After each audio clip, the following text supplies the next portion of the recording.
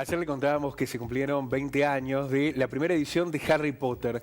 Un libro que a muchos de los chicos probablemente los ha acercado a ese maravilloso mundo de la lectura. Sin embargo, las nuevas tecnologías, los cambios sociales, culturales, incluso el contexto escolar que permite que los chicos vayan adecuando cada una de las tareas, de los aprendizajes con una tablet o una netbook, los ha alejado de alguna manera del libro. Es tan así, hemos perdido ese contacto y sobre todo esa idea del título que planteábamos, papá, cuéntame otra vez, contarle un cuento a nuestros hijos para poder analizar este contexto. Estamos junto a Iris María, quien es coordinadora del Festival Internacional de Contadores de Historia. Iris, ¿cómo le va? Buenas tardes. Muy bien, muy contenta porque ya estamos frente al umbral del festival y gozosos porque hay sed de palabras y eso está bueno. Este festival que precisamente permite reencontrarse con la lectura, pero también con la expresión de las palabras, con esa oralidad que es fundamental. De alguna manera, en casa, en el hogar, lo hemos ido perdiendo, esto de contarles el cuento a nuestros hijos antes de que se duerman, incluso porque a mí, por ejemplo, como papá, me gusta que ellos me cuenten ese cuento. ¿De alguna manera lo hemos perdido? Sí, yo creo que vivimos un tiempo de muchas urgencias y donde todo es demasiado fugaz. Y hay demasiadas preocupaciones instaladas y a veces pasa que no tenemos tiempo de detenernos, ¿no? En eso sí adhiero, de que de pronto el tiempo de contarse la vida, de contarse, aunque sea el día que aconteció, como en la época de nuestros abuelos o bisabuelos, se ha perdido, pero es factible recuperarlo, es muy sencillo recuperarlo, es parar y mirarnos a los ojos y contarnos la vida y recuperar ese cuento como te salga, como lo tengas ahí hilvanado. A veces inventar, ¿no? A mí me gusta inventarles también cuando voy leyendo el cuento. Sí, me habrá inventado a mi papá historias, claro, que a todo esto yo me las súper creía y después vengo a enterarme de que nada más lejano con lo que él había vivido, pero está interesante esto del pacto ficcional y de ponernos con el otro a hacer circular la palabra porque sí. Nosotros en Río Cuarto hemos instalado un espacio que se llama Rueda Cuentera. Nos juntamos cada 15 días, adultos, a parar y dejar que la palabra circule porque sí. Nos contamos historias porque sí. No es un espacio de capacitación, no es un taller, no. Nos contamos historias, nos recitamos poemas, nos cantamos cancioncillas. Una hora exacta de reloj. Es un ritual interesantísimo que, bueno, cuando me jubile de docente, que nunca se jubile de docente, pero bueno, cuando me jubile del sistema, tengo la deuda con los chicos, porque yo necesito que esos espacios también se den con los chicos y grandes, ¿no? Contar a los bebés, contar a las mujeres embarazadas, ¿no? Se abrió un espacio nuevo en la Feria del Libro de Río Cuarto. ¿Y si le puede contar un cuento, por ejemplo, cuando la mamá está gestando el bebé, sí, esa voz, incluso en algún momento se plantea de que la mamá le cante o le ponga música, eso de alguna manera va formando a la criatura también en esa instancia? Absolutamente, estamos convencidos, hay una matriz de origen, que la tenés vos, que la tenés vos, que la tengo yo, al momento de estar gestándonos, la palabra tiene caja de resonancia en nosotros y de alguna manera anida. Por eso está bueno que la palabra que repara, que mece, que arrulla, sea la que circula y no el grito, el insulto, la rabia. No, esa palabra que está hecha cancioncilla, esa pequeña copla, esa pequeñísima historia, ese invento que a vos se te ocurrió en un momento dado, hojeando un libro y poniéndole palabras como quieras, anida en tu caja de resonancia. Por eso me pareció precioso que en la Feria del Libro de Juan Filloy de Río Cuarto se instale esa posibilidad de contarle a mujeres embarazadas y a bebés. Los bebés están hasta una hora de reloj y no hay ni gritos ni nada, es algo muy mágico lo que se produce. Iris, pensaba recién cuando hablaba del ritmo de vida como uno de los obstáculos a superar para volver a acercar a los chicos a la lectura. También se siente mucho el impacto de la tecnología, ¿no? Para que aleja bastante a los chicos de la palabra en papel. ¿Cómo se hace para luchar contra algo que está tan presente? Quisiera, no me gustaría demonizar a la tecnología o al libro virtual, porque muchos chicos están buceando cosas interesantes también en la computadora. ¿Qué es lo que pasa? Que necesitamos un adulto mediador. De la misma manera que con el libro necesitamos un maestro que medie, un abuelo que medie, un papá, un hermano que esté haciendo de mediador. Con los medios tecnológicos también. Yo creo que me pasa ahora cuando voy a contar a las escuelas que les digo, bueno, este cuento es de una autora argentina. Se llama Iris Rivera. Googleenla. Claro. Vale la pena, porque hay un libro que se llama así y que el cuento que yo conté, que lo dejé con el final abierto, termina de una manera y los dejo.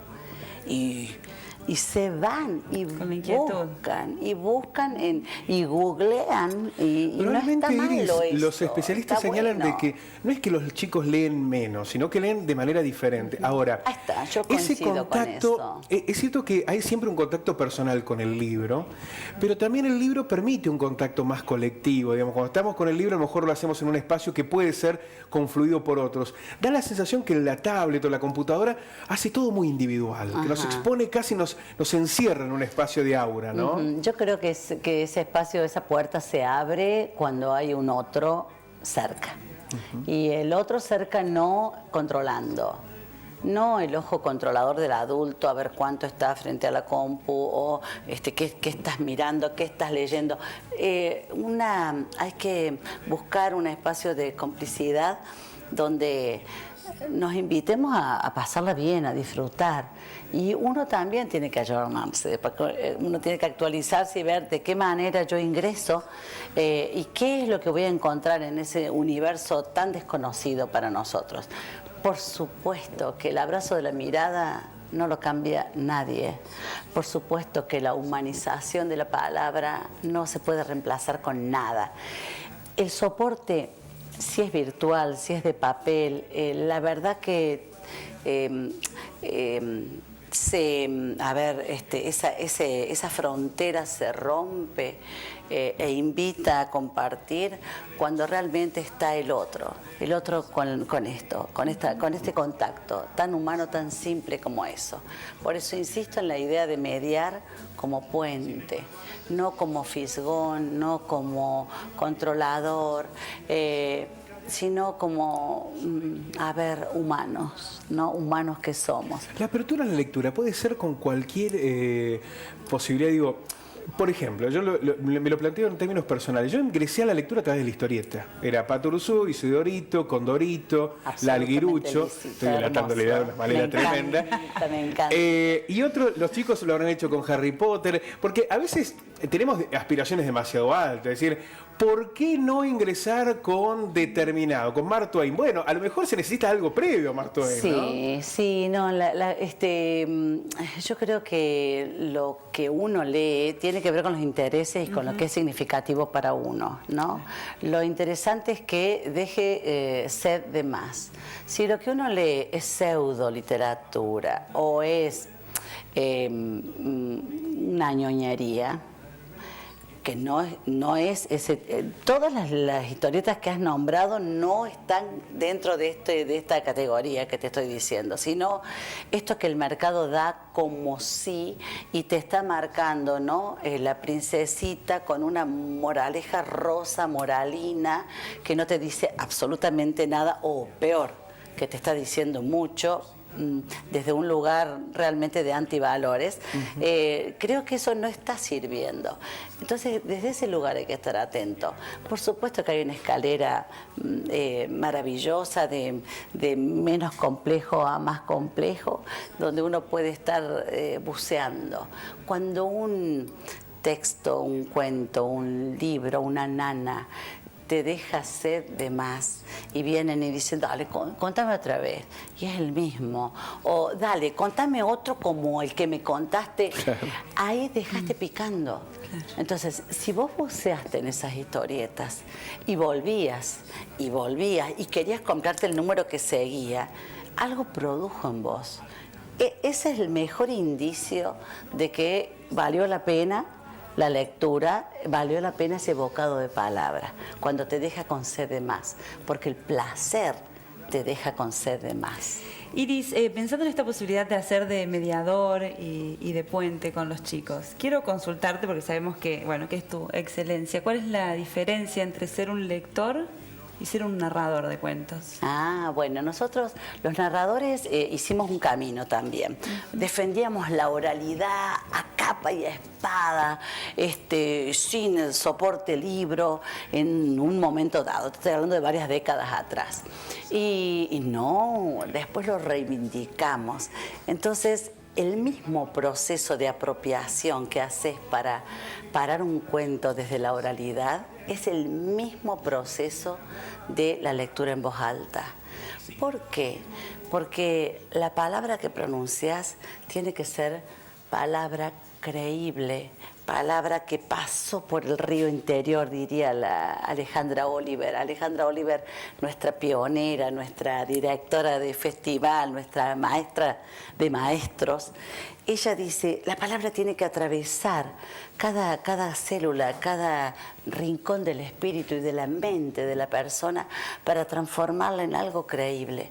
Yo no te puedo contar un cuento sin que vos te lo creas, pero primero me lo tengo que creer. Claro que sí. Entonces, cuando uno cuenta una anécdota, ¿por qué al otro lo tenés en vilo? ¿Por qué el otro está seducido por la palabra? Y a lo mejor no sos un narrador profesional, sos un narrador natural. ¿Por qué? Porque es palabra vivida. Entonces, cuando vos lees, es el mismo camino. Por eso lo ponemos en el mismo nivel de importancia. La lectura, y la lectura en voz alta, cuanto más, porque estás involucrando al otro, ¿sí? Por supuesto que la oralidad, sin el portador, lo que te permite es más abrazo de mirada, más guiños de complicidad, te permite casi sumergirlo muchísimo más que el soporte libro al que tenés que volver y volver, ¿no?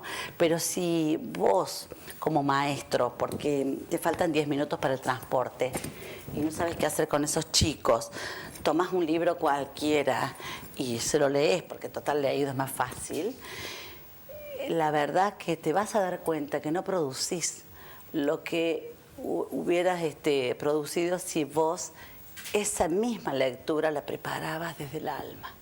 Si vos ese cuento te lo apropiabas desde el alma, la misma lectura, la misma decodificación que estás haciendo hubiera sido mucho más vivida si vos lo hubieras preparado antes. Entonces, insisto que la lectura es cosa seria. La lectura en voz alta es maravillosa, pero hay que hacerlo desde el mismo proceso de apropiación. Iris, la verdad que es una experiencia fantástica, que además la hemos vivido porque cada festival internacional que reúne a narradores de Latinoamérica, de muchos lugares del mundo, nos permite también mimetizarnos con lo que sucede, con esa literatura maravillosa que existe para niños en Latinoamérica, maravillosa. Recuerdo un narrador boliviano fantástico que lo vimos en la escuela. Roberto Espinal. Así es, y los chicos pedían que no terminara nunca ese cuento. Bueno, de eso se trata, de poder reencontrarnos con la lectura y como papás también darnos esa posibilidad de descubrir la lectura con nuestros hijos. Muchísimas gracias. Gracias a ustedes por esta oportunidad. Gracias. Gracias.